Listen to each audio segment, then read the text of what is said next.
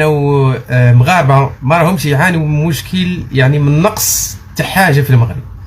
يعني مثلا يكون هناك النقص في الغاز من المستحيل. جامي شفت مغاربه عندهم مشكل في الغاز، رغم ان هذا البلاد ليس بلد الغاز. هذه صراحه الاخوان، لان لما ندور في مناطق او مدن مغربيه نجد كل ازقه موجود الغاز في كل بانواع وبالاشكال وبالالوان.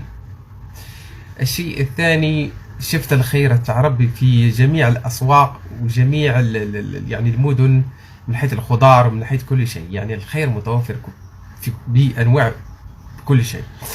والشيء الرابع والخامس، ونقول ثاني، حتى المشكل تاع اخواتنا ربي يكون معاهم في الحوز، يعني تم دعمهم بماديا ومعنويا وبكل شيء. يعني كيف المغرب قادر انه يسيطر على الامور هذه كلها، انها تحتاج الماديات، يعني تحتاج الاموال ضخمه. السؤال المطروح، ما شاء الله المغرب من اين ياتيه الاموال هذه لكي يعني يغطي الامور هذه كلها؟ لانك تستضيف كاس العالم وكاس افريقيا لازم تكون ثقه من حيث البنيه التحتيه ومن حيث الامكانيات. هذه الصراحه الاخوان، يعني انك تكون قادر على تنظيم العرس هذا يلزمك تكون دوله لها امكانيات. على كل حال اللي حبيت نقول ما شاء الله، لان هناك من يخرب البلاد وهناك من يصل يعني يبني البلاد بطريقه صحيحه.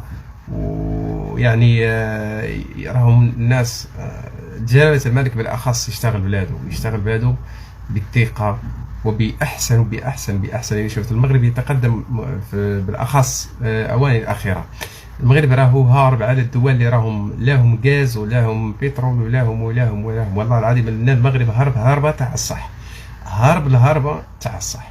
هذه صراحه الاخواني، انا عشت مع اخواتي المغاربه وعشت في المغرب وشفت كل ما يدور، وكل ناهيك على مليون سياره في السنه تصنيع في المغرب، وناهيك عديد من الامور تصنع في المغرب، وناهيك على الاجزاء الطائرات. يعني لن تجد الطائره تمر في السماء في العالم ولن يكن فيها قطعه مغربيه. هذا هو الاخوان. خليوا شكرا لكم وخليوا لي متابعه، ارجوكم ضغطوا على الزائد الموجود على البروفيل. نتمنى تبارطاجيو الفيديو وتخليوا تعليقكم، واهم شيء خليوا لي المتابعه.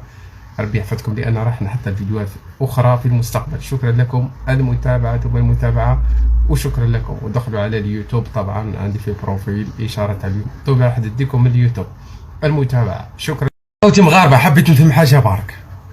انتوما راح تنتموا كاس العالم، راح تنتموا كاس افريقيا، ناهيك على البنيه التحتيه اللي انا شفتها في المغرب بكل صراحه. لان رحت للدار البيضاء، رحت لطنجه، رحت لكل تقريبا كل المدن، رحت يعني شفت البنيه التحتيه ما شاء الله تبارك الرحمن.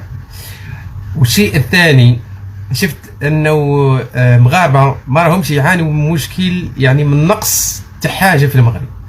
يعني مثلا يكون هناك النقص في الغاز من المستحيل. جامي شفت مغاربه عندهم مشكل في الغاز، رغم ان هذا البلاد ليس بلد الغاز. هذه صراحه الاخوان، لان لما ندور في مناطق او مدن مغربيه نجد كل ازقه موجود الغاز في كل بانواع وبالاشكال وبالالوان. الشيء الثاني، شفت الخير تاع ربي في جميع الاسواق وجميع يعني المدن، من حيث الخضار ومن حيث كل شيء. يعني الخير متوفر في بانواع كل شيء. والشيء الرابع والخامس، ونقول ثاني، حتى المشكل تاع اخواتنا ربي يكون معاهم في الحوز، يعني تم دعمهم بماديا ومعنويا وبكل شيء. يعني كيف المغرب قادر انه يسيطر على الامور هذه كلها، انها تحتاج الماديات، يعني تحتاج الاموال ضخمه. السؤال المطروح، ما شاء الله المغرب من اين ياتيه الاموال هذه لكي يعني يغطي الامور هذه كلها؟ لانك تستضيف كاس العالم وكاس افريقيا لازم تكون ثقه من حيث البنيه التحتيه ومن حيث الامكانيات. هذه الصراحه الاخوان، يعني انك تكون قادر على تنظيم العرس هذا يلزمك تكون دوله لها امكانيات. على كل حال اللي حبيت نقول ما شاء الله، لأن هناك من يخرب البلاد، وهناك من يصل يعني يبني البلاد بطريقة صحيحة. ويعني راهم الناس جلالة الملك بالأخص يشتغل بلاده بالثقة وبأحسن. يعني شفت المغرب يتقدم بالأخص أواني الأخيرة. المغرب راهو هارب على الدول اللي راهم لا هم غاز ولا هم بترول ولا هم والله العظيم المغرب هربة تاع الصح، الهربة تاع الصح. هذه صراحة يا اخواني، انا عشت مع اخواتي المغاربة وعشت في المغرب وشفت كل ما يدور، وكل ناهيك على مليون سيارة في السنة تصنيع في المغرب، وناهيك عديد من الأمور تصنع في المغرب، وناهيك على الأجزاء الطائرات. يعني لن تجد طائرة تمر في السماء في العالم ولن يكن فيها قطعة مغربية.